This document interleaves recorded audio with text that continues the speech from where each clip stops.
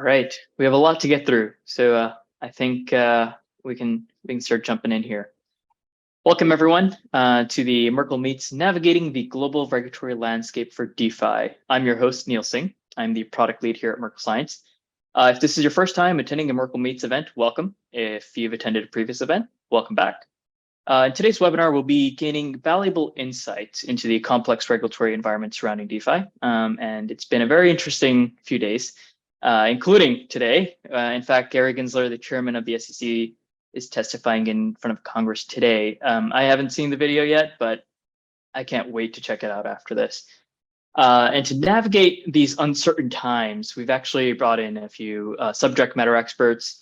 I'll give them a few minutes to introduce themselves before we start jumping into some of the topics. So Coy Garrison, why don't we start off with you? And then we'll turn it over to Iona. Yeah. Thanks. Well, thanks so much for having me, and very much looking forward to the conversation today. So my name's Coy Garrison. I'm a partner at Steptoe & Johnson based out of Washington, D.C., and I'm a member of our blockchain and cryptocurrency practice. So I, for the last year, have been representing a variety of entities of all shapes and sizes in the crypto industry in a number of fashions with respect to regulatory compliance from a securities law perspective, as well as public policy and government affairs guidance in navigating some of the difficulties we'll be discussing today. But prior to joining Steptoe, I worked for 10 years at the Securities and Exchange Commission here in the US, where I served in a variety of roles, including a number of years as counsel to Crypto Mom Commissioner Hester Peirce. So I view the world very similarly to Commissioner Peirce and think the world of her. So I'm looking forward to the conversation today. Thanks. Thanks, Coy. Over to you, Iona. Thanks. Thank you, and great to be here, everyone. I am what I would say, and to jump off the earlier intro, I am a crypto degen in all shapes and forms, even though my background is pretty conservative, I would say, but I guess it also explains how I ended up in this situation, which I absolutely love, don't get me wrong. I started off, let's just say my first serious job was in the European Parliament as head of cabinet for one of the vice presidents of the largest group in the European Parliament, the EPP, European People's Party group. Merkel is from there, Sarkozy was part of that group, so pretty significant. And I started my foray into innovation back then. So I was since then looking at how to deploy EU budget funds for EU level innovation. And I started looking at crypto in about 2015, 2016, while I was still in the European Parliament. Obviously, there was nothing that I could do at the time except for pushing the research team to design and put forward a report, not legal, a research report on virtual currencies.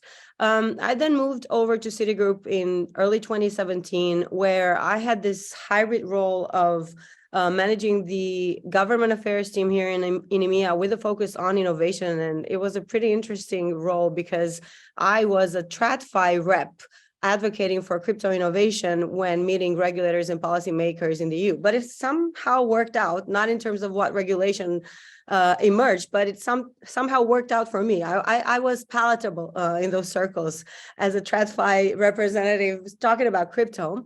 And also internally at Citi, I was working with some of our business lines back then that were focused on facilitating POCs and investments and various types of interactions with crypto projects. Remember, that was pretty early on, 2017, 2018.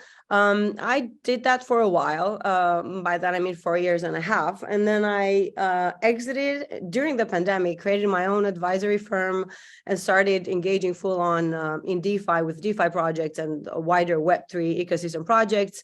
I'm currently, like I said, a crypto degen, and I have a portfolio career, meaning that I advise or am on the exec board, or I have C-level roles in a variety of Web3 cross-spectrum projects. But today I'm representing Crypto UK, which is the largest crypto-focused trade association in the UK, and I'm on their board as a non-exec director. And I'm here to talk to you about regulating DeFi, which to me, just from the outset, sounds like a very counterintuitive syntagma, right? Because DeFi, I agree. yeah, right. It's kind of an oxymoron, right? Like the whole It point is is to be decentralized. exactly. Well, I think for our audience, a good starting point is let's start by deconstructing what DeFi is. I mean, obviously, DeFi stands for decentralized finance, which is the opposite of traditional finance. I think just to set the stage here, let's talk about how DeFi differs from TradFi, and then some of the nuances and some of the promises and evolution on the DeFi side of things. So, Ian, I'll pass it over to you to start off, and then Koi will loop you in. Sounds great. So as a simple, very theoretical type of approach, the way that I look at DeFi is through this definition. I think DeFi is an open alternative global financial system designed for the internet age, and a very credible alternative to a convoluted, opaque, and restrictive traditional financial system, which is powered by an intricate intermediaries network and relies on obsolete infrastructure. And so to me, DeFi products democratize access to everyone with an internet connection, and they are primarily owned and governed by their users. One thing that I always like to point out when I talk about access is the fact that access for users and access for creators. So it's not just access for people, for retail investors that were previously left out of the traditional financial systems in terms of their ability or permission to use various financial instruments or product, but also for creators. And what do I mean by that? If someone who has no license or accreditation as an institutional investor or an institutional or accredited participant in TradFi, in the traditional financial ecosystem, has this brilliant, amazing idea, they're not allowed access. So there's no way that they can materialize that idea, presumably brilliant, because the TradFi ecosystem is extremely restrictive. DeFi cancels that out. So anyone with a great idea and with the capacity to deploy, create, and execute code to support and enable that idea, which of course it's in the format of a product, financial or otherwise, or instrument, there's access for these types of people. And to me, this is the more relevant part. So the access for those creators of financial instruments that were previously left out of any, were prevented from having any access and any type of creative environment for their ideas. Let's just go back. You said what were you were asking me to define the differences between DeFi and TradFi. So basically, again, in simple terms, DeFi replaces the intermediary system that TradFi relies on with code. So in order, in principle, traditional finance is based on trust. You have to trust your intermediary, your custodian, that they will provide the type of services that they will provide to you, right? DeFi cancels that out. It replaces it with code. So you have to trust the algorithms, basically, which then leads to the question, what do you trust, humans or code? And I tend to trust code more, especially when it comes to delivering finance. Why? Because humans are prone to making errors, basically. And because the current system is so convoluted and there are so many interests at play that there's no denying that things can be manipulated, right? We can argue that the same things happen in DeFi, and we can discuss about that. And I would agree. The main difference being, though, that DeFi is at incipient level. So we're just building this out. It's almost impossible to have a free flow and a non-erroneous type of system at this moment. But we're working towards that. Why did I say initially that I find that, there's this counterintuitive approach when it comes to DeFi and regulation? Because DeFi is built on a very different stack. People tend to make this confusion, or I see that a lot lately, and it annoys me, quite frankly, between crypto, DeFi, and fintech. These are two very different things and two very different systems. Fintech companies and projects, they offer financial optimization or financial betterment, or they come up with new ways of doing financial activities, but based on the same stack as traditional finance. They do not revolutionize, they do not revamp the existing stack, right? They don't touch on the infrastructure that much.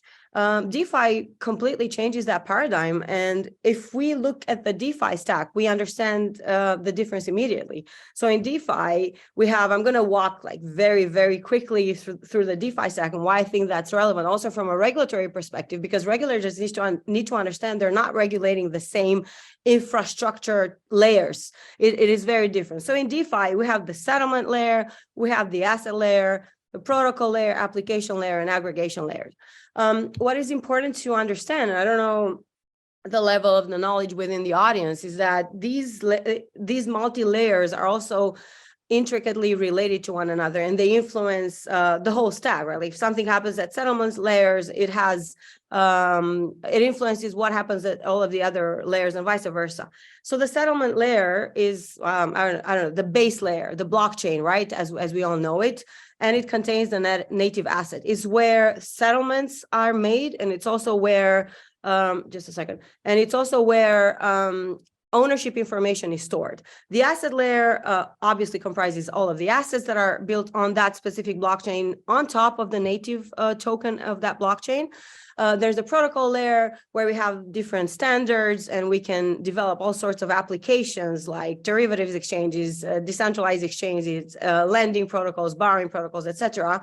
To give you an example of this interdependence, so for instance, a stable coin pertains to the asset layer, but the mechanism designing its pegging to USD or another type of fiat currency pertains to the protocol layer. And if something happens in any of those layers, then it affects the whole stack. And then there's the application layer where it's a user-friendly type of environment that allows various users and entities to interact with protocols. And aggregation layer, obviously, by definition, is the layer that puts together all sorts of applications and facilitates access to various sorts of protocols and applications, right? So this is the DeFi stack. Obviously, from the outset, this requires a very different type of regulatory understanding and approach, if any. If we go back to what regulation is all about, it is about ensuring market integrity and consumer protection. That's in TradFi, right? If we apply that to DeFi, and we do, there are rules in DeFi that apply and they ensure consumer protection. But if we apply that strictly by analogy, it will mean that we have to transfer the market integrity piece, which normally affects intermediaries, to code. So that would mean regulating code, which is a non-negotiable. We cannot do that. We will kill all innovation instantly. Or Okay. We'll get to the cutting down innovation in a second. Make developers responsible, which is again a non. And we cannot do that. So then the question becomes, given we have this completely novel tech stack, what do we do? Who do we make responsible? What parts of the stack do we regulate? Koi, do you want to enter? Yeah, I did want to pass it over to Koi. So Koi, there was a phrase that Iona used, right? So if any regulation is required, right? So obviously DeFi is more tech focused. It's more driven by the end user and it's more code based, right? So from a regulatory standpoint, how did we end up here? How did we end up with Gary Gensler testifying to Congress on what's a security, what's not a security, and what categorizes DeFi and which exchanges fall under that category, right? So this has obviously been a long time coming. There's been rumors, there's been talks. Can you just quickly walk us through how we got to this point and what the underlying issues are from a legal standpoint? Yeah, of course. And I think that was a fantastic overview of how the different DeFi systems work, and you cut to the core of what we're talking about here, I think really, really nicely, in the sense of, much like people that are attracted to DeFi tend to have this libertarian streak to them, right? This idea that we don't need regulation for this activity, and the whole idea is to get rid of the middlemen and to get rid of this layer of bureaucracy and inefficiency and everything. And those are fantastic goals, and I share them. And I think what we're beginning to see is kind of these immovable forces, right? The desires behind the industry that came up and are the reason that this industry exists, versus the incumbent regulators across the world in a number of different disciplines and jurisdictions that view the world very differently than everybody within the industry, right? For example, I spent 10 years at the US SEC, and I can tell you what my former colleagues, how they view the world. The thought of having no regulation to 90% of the people in that building would just be such a foreign concept, right? They're coming from a world where they see the world just completely differently. It's that regulation is necessary, that it's important, and the like. So it's always important to keep in mind, what's motivating people. And I think there's a lot of, especially with specific personalities, is it a power play? Is it this? The answer is yes, it can be that, but there's also just an underlying motive and incentive structure of what type of person are you? Are you the type of person that becomes a government regulator for your career? Or are you the type of person that's an entrepreneur for your year? And maybe you do both, maybe you interact, but there's not a lot of people that do both, right? And so, keeping those broad swaths in mind of how this is played out, new technology emerges and regulators have to get their arms around it. So when crypto burst onto the scene a little over 10 years ago, the SEC and other US regulators had to determine, is this within our jurisdiction? And they're still grappling with that, right? Decisions that are made in vacuums on one-off assets and one-off situations, often you're not thinking longer term. You're not always thinking around the corner of how is my decision making with respect to this one asset, this one particular activity or transaction going to implicate activities 5 years from now that we don't even know could exist, right? I'm not sure many people in the US government foresaw at the emergence of Bitcoin that there would be an entire industry of different crypto assets and the like, right? And so it's, a lot of this is just by virtue of it's taking time for regulators to get used to this quickly evolving landscape. And they're looking around and they're seeing, quite frankly, and I'm sure we'll talk about, a lot of this is not decentralized, but a lot of the concerns from FTX from late last year, right? That was a mile marker, and certainly within the US, for a lot of folks from the regulatory angle and from the policy making angle in Congress to say, you know what, this Wild West world where we're not sure what rules apply, this isn't working for us anymore, right? And so now we're in the awkward in between where there's I would say, at least within Washington, D.C., there seems to be a policymaking consensus that something needs to be done, but what needs to be done is the big open question. And there's a broad spectrum of solutions that, the industry can either be a constructive partner in or can be antagonistic and the like. So look forward to diving into more details on those. Yeah, thanks, Coy. That's a great overview as well. Yeah, it seems like there is a lot of polarity here, right? On one hand, you have the DeFi space, which is very open, and they consider DeFi as almost a freedom of speech because it's open source code, right? It's you write a piece of code, you publish it, and that should count under the freedom of speech amendment, essentially, right? So when we consider that, it does set a precedence not just for DeFi, but it can set a precedence for AI and new technologies as well. And I know we touched upon the fact that this might limit technological innovation, but when it comes down to it, there are a lot of risks associated with it. And on the other end of the spectrum, you do have consumer protection, right, where people have lost their life savings, and they do need some type of guardrails.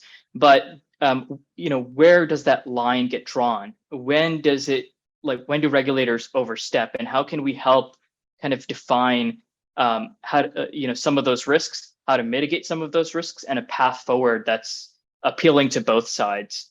Coy, would love to just dive into that a little bit more with you. Yeah. So I love a real quick story. I think that shows this point very nicely. So I was at a conference with folks from the Federal Reserve in San Francisco in January of this year, and it was a conference hosted by the Federal Reserve trying to get their arms around crypto. And so it was a really interesting group of people, right? And it was a lot of people that are not typically involved in crypto, but have been spending the last couple of years trying to understand it. And this one gentleman stood up and was giving a little talk, and clearly had been giving a lot of thought to it. And he said, and by the way, my 14-year-old son was playing in DeFi and lost about $2,000 in it. and I don't remember the details of what happened. It was a hack, there was something. And, he came and explained it to his dad, and his dad said, well, isn't there a 1-800 number we can call? Isn't there a customer service that we can call, right? And I think, that's experiences like that are, I don't know if they're common, but they're frequent in this industry, right? This is not the same financial system that most people are used to playing in. The whole point of this is that there is no 1-800 number and the like. And so the very first step is getting people on board with that understanding, right? And there's going to be some tensions to that, right? Because it's certainly within the US, the financial services regulatory regime is generally not built upon a buyer beware structure. I mean, with some, disclosure is a very important part of the securities laws, but there's a lot of rules in the securities laws to prevent fraud and the like, and wash trading and anything like that. So I think it's, the first step is really going to be defining what is acceptable behavior in this space. And in some ways, the industry is behind in setting this, because now you have regulators like the SEC, like the Department of Treasury, moving forward, kind of definitively saying that existing regulations apply here. And while the regulators admit that they don't know fully how to apply, who to hold accountable, as Iona was saying, they want to hold people accountable, and so they're looking to do it. So we're in a position now that the industry it's really going to have to set up and acknowledge some of these, situations like fraud, where I think everybody can agree with should not occur.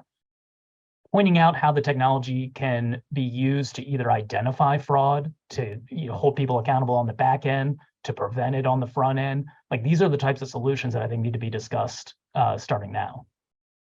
Yeah, it almost feels like a little bit of like lazy politics, right? Where it's just like, just carry the previous terminologies, the previous regulations, the previous requirements over to this new space. And I do want to open it up to not just the US, right? So Iona, from your perspective, how has the regulation in the UK been different than the US? Do you think they're doing a slightly more proactive approach? Is it also reactive? And are you seeing any more positive outlook from your perspective? So, Neil, the risk with not letting me talk too much is that when you do, I have so many additions to what was said prior that I'm going to start by not answering your question. I'm going to start with other things and then go for it. The question. So, Koi, I fully second everything that you were saying. Completely agree with you. I didn't add, and I should have, that crypto enables not only a new financial paradigm and a new form of money, and a new form of financial system that operates at instant finality to support that new form of money, but also a new set of behaviors. Because what you said, this instant protection mechanism that we have and want to reach out to other people to help us solve a problem is a result of us having been delegating responsibility to various entities throughout time. And what I think crypto brings forward, and which is why I'm ideologically drawn to it, is individual responsibility for your data, your assets, the way you handle your finances. Of course, this is not easy. Of course, this needs to be supported by substantial education, but it is feasible. It is feasible throughout time. It's not going to be feasible in a month. It's not like we're all going to become extremely financially literate within a month. But I think crypto has already sparked all of these discussions about finance that we never used to have in society before. And to digress a little bit, what happened to the regional banks in the US that Gary Gensler blames on crypto? It was actually people having been educated by crypto yield farming realize that they can take their deposits out of the banks, which is what happened, and put them in risk-free TradFi instruments like money market funds and treasury bills to get more yield. So this is what actually happened. It's not crypto. Maybe crypto determined that sense of financial freedom that people used in DeFi, and then they said, okay, let's apply this to TradFi instruments. And yeah, some banks got lost on the way. It's of course an oversimplification, but the point is that we need to also understand that we cannot cry to the state every single time something happens. Of course, we need to ensure that there's no fraud, that, there are ways to counter all the fraudsters in the space, and there will be always. But I think we can do that via cybersecurity and audited code, and just by the maturity of the technology, right? And it's not like crypto. I don't think crypto people in DeFi, even the ones at the maxi side of the spectrum, want no regulation. I think what they are seeing from the regulators is a complete misunderstanding of the ecosystem. So I completely agree, it's lazy politics, but not just that. You have to understand this is something completely new. You cannot apply existing rules to it. I mean, you can up to a point. Then you need to understand, to show that you understand the granularities of this new space and come up with something, or wait for a while and then come up with something. I think, this is where the problem lies, that we see that regulators only focus on illicit activities because apparently that's the only analogy that they can create. But you cannot, Tornado Cash is not representative of the whole DeFi ecosystem. You need to, go beyond that point and understand what it's all about. And what's surprising with Gary Gensler in particular is that the whole crypto industry was so ecstatic when he became SEC's chair, because everyone said, oh, he knows blockchain, he knows crypto, he used to teach at MIT, it's going to be great. But apparently he turned out to use that knowledge against the industry, which is something that we also have to learn to navigate it. And now, Neil, I'll come back to your question about the UK, and I'll expand it to the EU. In the UK, nothing is happening. So HMT, the Treasury, just issued a consultation on crypto. For the moment, the only thing that you need to do as a crypto entity in the UK is to register with the FCA, Financial Conduct Authority, which is one of the regulators. And the focus there is on the AML KYC angle, as per usual, right? So there's not any comprehensive regulatory framework in the UK. This consultation is supposed to generate that, but of course it will take a while. And what's surprising to me as a non-Brexiteer, which I think and thought then, still think now, was a complete disaster from every single standpoint, but at least a silver lining out of Brexit would be create a permissive crypto regime in the UK. Make the UK competitive with a direct competitor of Switzerland when it comes to enabling crypto, get taxes for your public funds, etc. And that's not happening at the pace that we would want to see happen. I think it's also because the UK has the most sophisticated and oldest financial system in the world, and it will take some time to dismantle that. But yeah, I mean, there are steps in the right direction in the UK.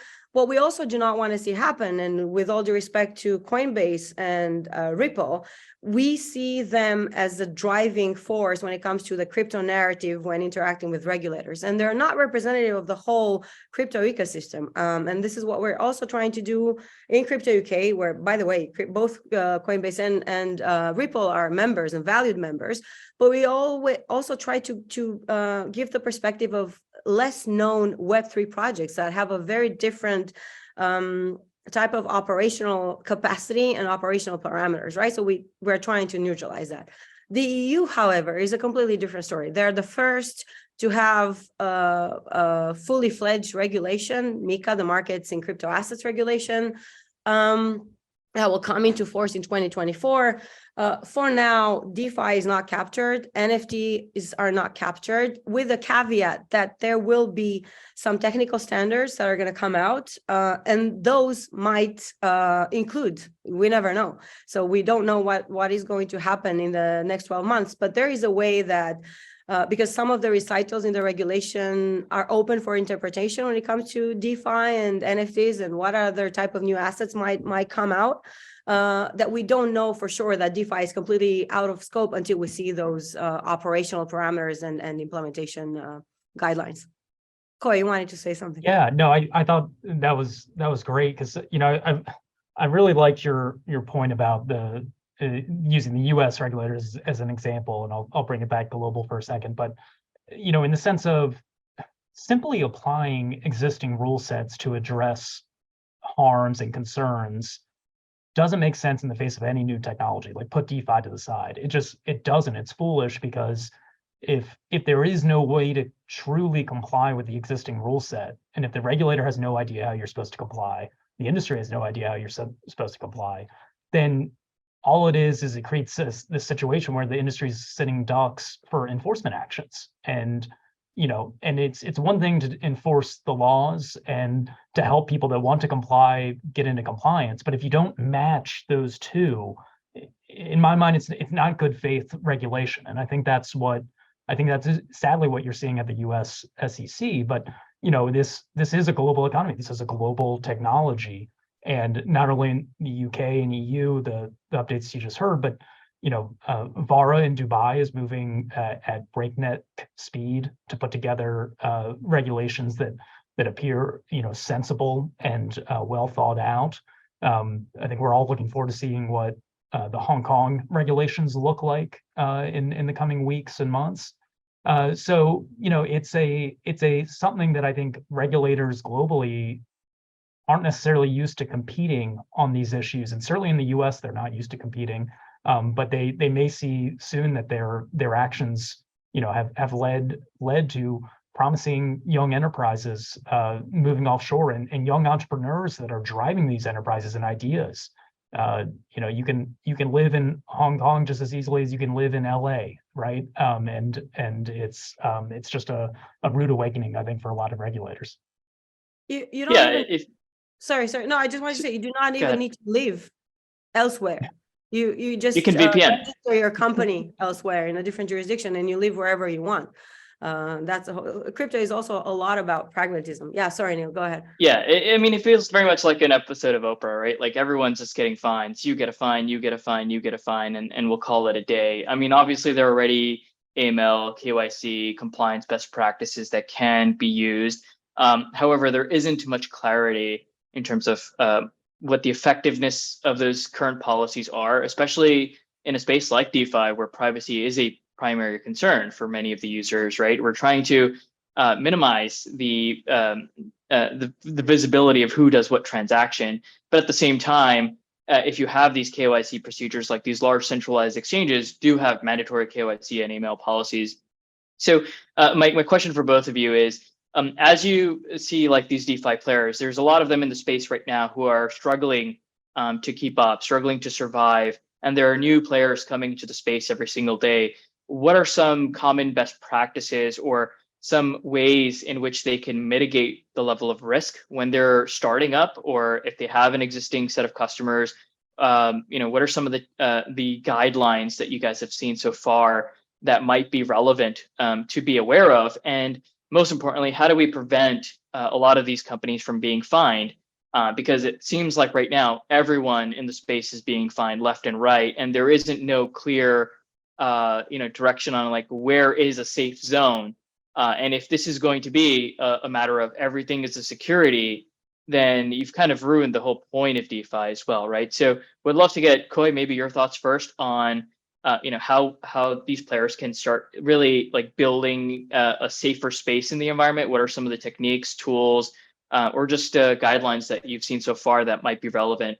And then if not, we can also talk about like when does it become necessary to fight back, right? When do we start going on the offensive and pushing back on these regulations, and not only from a technology standpoint, but from an industry standpoint? And yeah, would love to start off with you, Koy, and then we'll turn it over to Iona. Yeah, I mean, I think from my perspective, there's maybe three dimensions I would look at it from. The first would be from an industry perspective. There's a lot of great groups, trade associations and the like that are collecting and helping to form best practices in a number of different ways, either with its respect to custody of clients' assets or technology to prevent or to have better cybersecurity. Participating in whatever way folks feel comfortable and just being aware of what industry best practices are, I think is smart and is something that should be done just as almost a self-regulatory and preventative measure, right, to make sure that you're up to date on the latest. But when it, the second dimension is this will sound self-serving, you really do need to consider the compliance factors, and you should have either an attorney in your group or you should be consulting with an attorney. I meet with teams all the time, and we talk through what the project does, what the technology does, where it's operated, where it's used, and we go through and we look at a number of different disciplines, subject matters. So we look at securities laws, we look at derivatives laws, we look at money transmission and currency laws, and we take a look and we help people think, what are my obligations? How do I rank these obligations in terms of putting into place some type of compliant program? And unfortunately, there are going to be areas among different disciplines that we don't have the clarity for us to build a fully compliant program, which is very frustrating, right? And that's not a great position to be in. That's on the regulator at this point to really do that. And I think that brings you to the third dimension, and to your point, Neil, about fighting back. I think in my mind, the way you fight back is by engaging strategically with your relevant regulators, right? And I think for some people in some situations, you'll have to be strategic about it, of when you go in, who you go talk to. But the level of education and increasing the familiarity with the technology of regulators is something that it's an ongoing process and an ongoing work that it's just going to have to become part of this industry. It's part of any new technology. And the more people understand this, that are responsible for making policy, the more likelihood that they will be able to make responsible decisions, or at the very least, informed decisions. Yeah, all sounds like music to my ears, and I'm going to continue the self-serving path because that is exactly what I was going to say. This is what we are enabling at Crypto UK. And my point earlier about the larger members that we have that can afford to have government affairs teams, their own lawyers, they do have an understanding when it comes to compliance requirements, and they do have that default filter that they need to comply with these laws. However, smaller scale projects or the more degen side projects, they do not have that perspective. And this is why we're creating a Web3 open metaverse next-gen DeFi specific working group within Crypto UK to aggregate all of these smaller projects. And what we will do is we will generate this constant type of interaction with the regulators and policymakers in the UK to present this other reality. Because like I said, regulators know about the crypto ecosystem mostly via CeFi entities. And while this is extremely relevant for the space, it does not portray an overarching view of the ecosystem. And this is what we're trying to counter. So for the smaller scale projects, especially those operating out of the UK, I would encourage everyone to come join Crypto UK. For startups, the fee is minimal. It's almost inexistent. And we will help, that's our mission, basically, to help, on the one hand, educate the regulators when it comes to the reality of these smaller projects and the real next-gen tech they're developing. And on the flip side, to expose the smaller projects to regulatory and compliance-related requirements, which, even though they might not seem that relevant at this stage, they will become in time as these projects hopefully mature and grow, right? So this is our mission. This is what we're currently doing. And I wanted to also say, I think, going back to the regulators' approach to this space, initially in DeFi, we saw an emulation. DeFi projects imported processes and products and instruments that we already know from TradFi, right? And then as the ecosystem developed, we saw some extremely new, as a result of composability and programmability that is specific to DeFi, we saw these extremely new instruments that have no analog in the TradFi world. And so all of a sudden, we have this innovation that it's impossible to fit it anywhere, right? So I do understand the frustration of the regulators, but the response is not to say, oh, it doesn't matter, we're just going to kill it because we don't understand it, and it's fraudulent and it's new and many bad actors are attracted to it, etc. No, there's a new ecosystem. If the professional services within the UK, for instance, let's take the UK as an example, because I was talking about crypto UK, understand that there's a lot of capital that is going to be flowing in the UK as a result of projects, for instance, needing access to lawyers or needing access to accountants. So all of a sudden you create this flourishing ecosystem as a result of enabling crypto projects to operate out of there. So yeah, that's what the advice would be mindful. The rules are not clear, definitely not. But there are entities that can help clarify them, or at least help facilitate interaction with the entities that can help clarify them to a certain extent, at least. And maybe Got it. And it, sorry, go ahead, Clay. Yeah, sorry. No, I thought it might just be worthwhile to add an additional thought along these lines of what would be useful. And because I've been keeping it fairly high level here, but I do think it's worth noting, if regulators are stretching the bounds of their jurisdiction, and I think there's, in my opinion, I think the SEC in recent years has been stretching the application of the Howey test, for example, to try to assert jurisdiction over securities or crypto assets, rather, here in the U.S.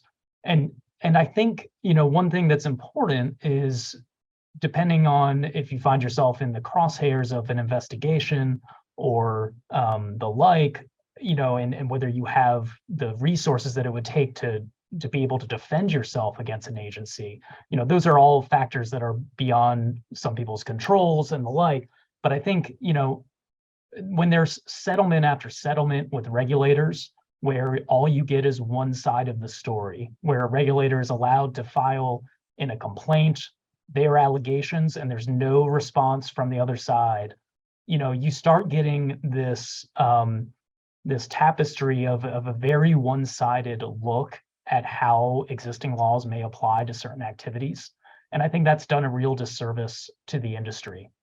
So I think, and it's, please no one should take that as a, that, oh, crypto assets are never securities or anything. It's, the analysis is always going to be determined on a facts and circumstances analysis. It's always it depends legal analysis of why people hate lawyers. But there are some, I think the SEC is out on a limb on some of its arguments, but quite frankly, they haven't been challenged in court on those arguments for the most part, with some exceptions, obviously. Coy, this question is coming, right? So the SEC has a great win rate right now. Even a public company like Coinbase doesn't really stand a chance. Even if you talk about Brian Armstrong, he literally went to DC, had an ice cream party in the hopes of winning some of these regulators over. It didn't work out very well for him. Coinbase is one of the most well-established exchanges in the industry. They are a public company in the US. They do have blockchain analytics tools that they've built in-house to help monitor, to help proactively identify these risks and to report these risks in the methods that were required. And now we're seeing the same type of company, and I believe Brian Armstrong said this recently, that there might be a shift where Coinbase even thinks about moving offshore, where a lot of these players in the space are almost fed up, if you will, of trying to play nice with these regulators and try to answer these RFIs and to kind of give them as much context as possible. And yet still, there is no winning yet, right? So I understand that we should kind of mutually agree to some of these terms, but it doesn't seem like the other side is playing ball. So would love to get both of your thoughts around that. And specifically, as these players start seeing that there is no winning here, do you see that there will be a trend of companies moving offshore to more safe havens? Sure. So I'll quickly jump in. I think, and to be clear, I won't, not speaking about any particular entity and their situation. I think for the reasons I just stated, I wouldn't put that much credence into the SEC's win rate to date. The SEC is has moved beyond just asserting that certain transactions were offered as securities, and they're now asserting that token assets are securities forever, even after the initial transaction that maybe had the indicia of an investment contract, the set of promises that surrounded the crypto asset at the time of the sale. So there are a lot of legal questions that certainly in the U.S. the rule of law is what governs, and until a court decides on a lot of these matters, then if there's a valid interpretation, I think it's worth pursuing under the right circumstances. With that being said, not everyone has the resources to be able to battle and to be able to stick it out. So yes, in fact, I talk to people all the time that are either moving or asking about moving. The one thing I'll just state on that for anyone that's considering, that's operating in the US and deciding, wow, this regulatory system is just not what I thought it was, I want more certainty, I'm going outside, just be aware and think through where your activities are still going to be occurring, right? If you are still operating in the US in any capacity, the US has jurisdiction over you and your activities. So it's not as easy as just setting up a VPN and accessing through that way, or it's something that needs to be thought through fully, and you wouldn't have access to participants on your platform from the US.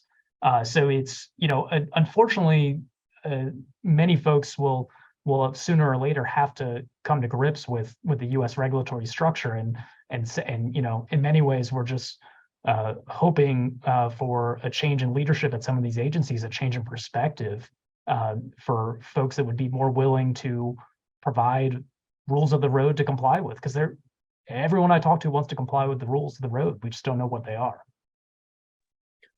Yeah, I agree. Plus, the ice cream parties do not work anymore since SBF. And I know it sounds like I'm joking right now. I'm not. The detriment to the industry, especially the US-based one, is larger than we could have foreseen. Why? Because SBF was considered palatable in those regulatory environment.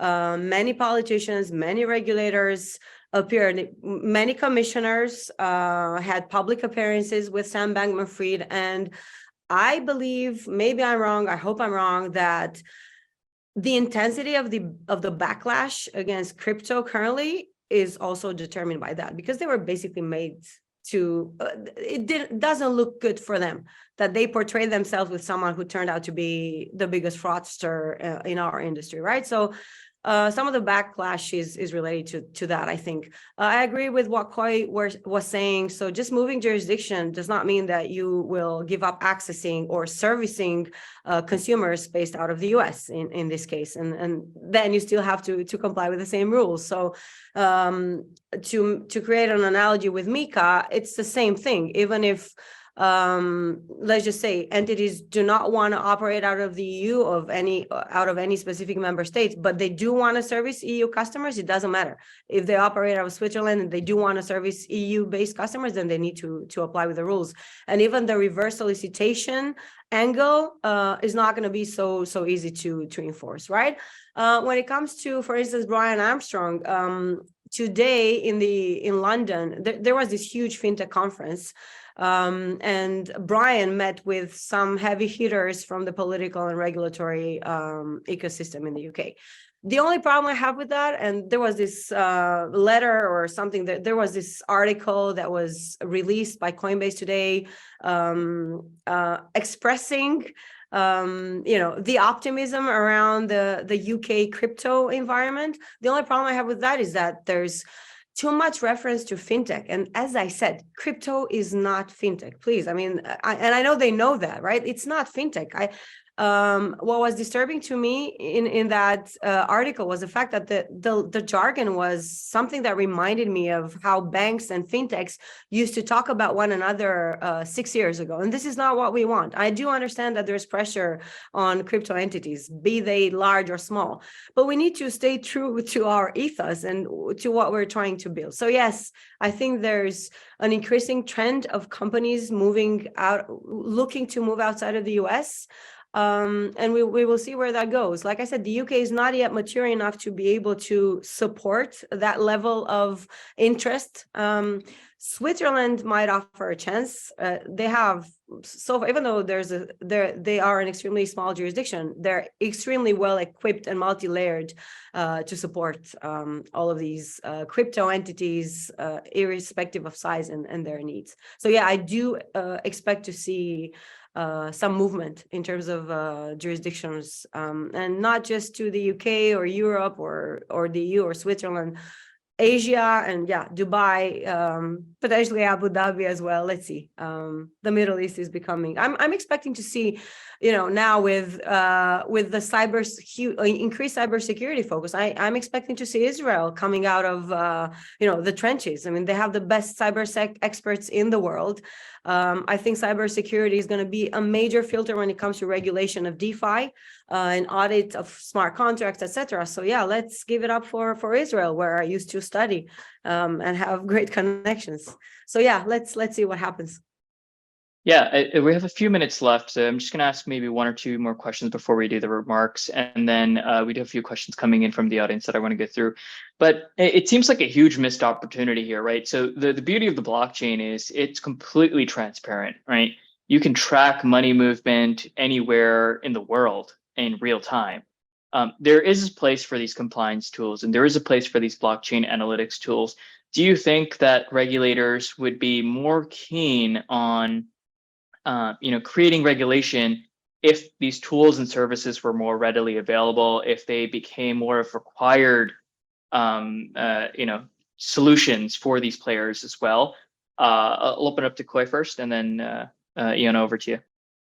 Yeah, so I think one thing is very clear. So here at Steptoe, we started something called the Blockchain Alliance back in 2015, and it's a public-private consortium of law enforcement agencies from across the world and members of the industry that just get together and share and acknowledge that, hey, we do have tools that can help track illicit activity and the like. And I think the reaction from law enforcement, better than fiat, actually. Exactly. So the reaction from law enforcement is always positive. So I mean, one thing to keep in mind is we've been highly critical of regulators, particularly in the US today, that I would not say that's a blanket statement across the board. There's an alphabet soup of agencies from both a criminal and civil perspective in the US, and you're going to get very different reactions to the crypto technology and DeFi in general from them. So I think making people aware of the tools that are available can go a long way towards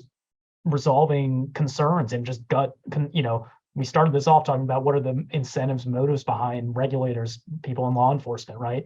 They're going to have that. So if you can allay some of those concerns by showing them how this technology can be used to track that information, that's definitely a good step.